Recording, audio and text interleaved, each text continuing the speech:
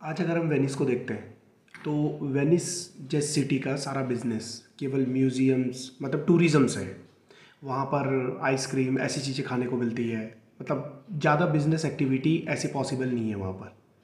तो क्या वेनिस हमेशा से ऐसा था? मतलब वहाँ पर कभी बिजनेस ज़्यादा ग्रो नहीं हुआ, किसी भी कोई फैक्ट्रीज इंडस्ट्रीज ऐसे पनपी नहीं, या क्या हुआ वहाँ पर?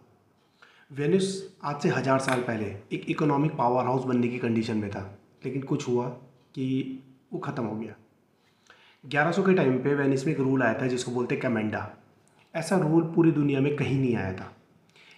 इस रूल ने, कमेंडा रूल ने, वहाँ के जो गरीब लोग थे उनको एक मौका दिया था अमीर बनने का। तो ये रूल क्या था कि दो कंपनीज होंगी, एक होगी जिसके पास पैसा नहीं है और एक होगी जिसके पास कैपिटल है। तो जिसके पास कैपिटल है वो सिटिंग पार्टनर होगा, ठीक है, वो वेनिस पे ही रहेगा। और जिसके पास पैसा नहीं है वो शिप लेके जाएगा, उसमें कार्गो होगा, उसको सारा कार्गो सामान मतलब बेच के आना है दूसरी जगह पे। तो इसमें क्या होता था, जिन लोगों के पास पैसा नहीं होता था वो लोग मतलब ट्रैवल का काम करते थे कि शिप में जाना और सामान बेच के आना।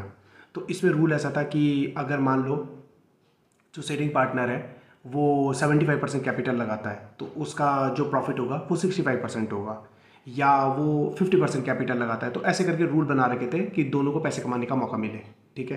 तो वहाँ पर ऐसा देखा गया था कि बहुत सारे जो यंग लड़के थे उनको एक मौका मिल गया था किसी तरह से पैसा कमाने का। तो बहुत सारे जो यंग लड़के थे वो काफ़ी पैसे वाले समय के साथ हो गए।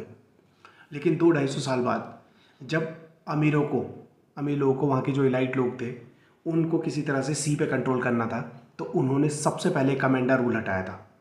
क्योंकि कोई भी कैपिटलिस्ट सोसाइटी में जो इलाइट लोग होते हैं they want to control everything. आज भी आप अपनी कंट्री में देखोगे, किसी भी कंट्री को देख लो, देखो कंट्रीज़ में लेबर लॉज होते हैं, राइट। हर कंट्री किसी न किसी तरह के लेबर लॉज को पढ़ाई मतलब बना के रखती है। अगर आप उन लेबर लॉ को पढ़ोगे तो आप बोलोगे कि सिटीजन्स के लिए कितनी अच्छी चीज़ है ये। लेकिन जो बड़ी बड़ी बिजनेसेस होते हैं ये हमेशा किसी तरह से वो लेबर लॉ को क्रैक करने का ट्राई करते रहते हैं, ठीक है। जैसे इंडिया में भी आप देखते हो, राइट।